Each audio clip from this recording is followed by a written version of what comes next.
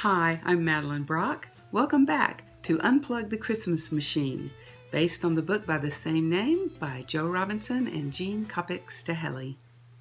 I hope you've had a chance to work through the Christmas inventory. If not, you can check out the link from our last video. It's embedded in the body of the post. It's really revealing to look at what you've done during the holidays in the past years.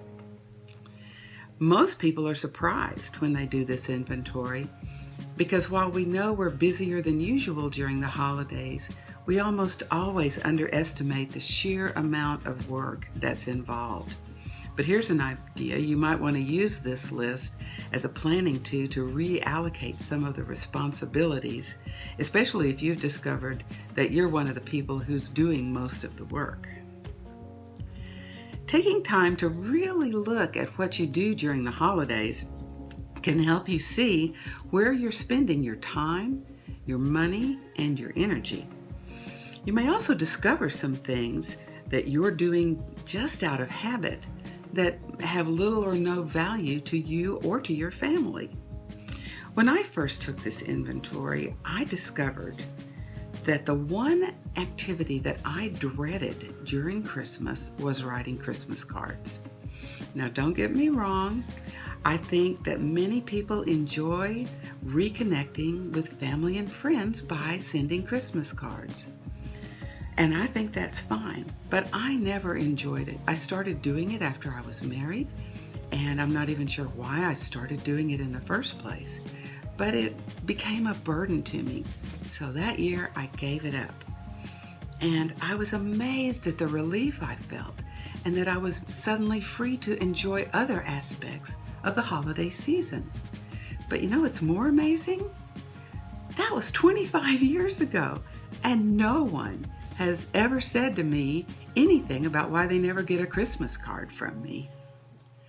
So what are some of your insights after taking this inventory? What parts of the celebration might you want to target for change? And as you think about these changes, write them down. And you need to be realistic in making the changes as well. Christmas is a very tradition-bound holiday. So you might want to think about this as a 5-year plan. And speaking of change, a lot of people decide that gift giving is the primary target for change.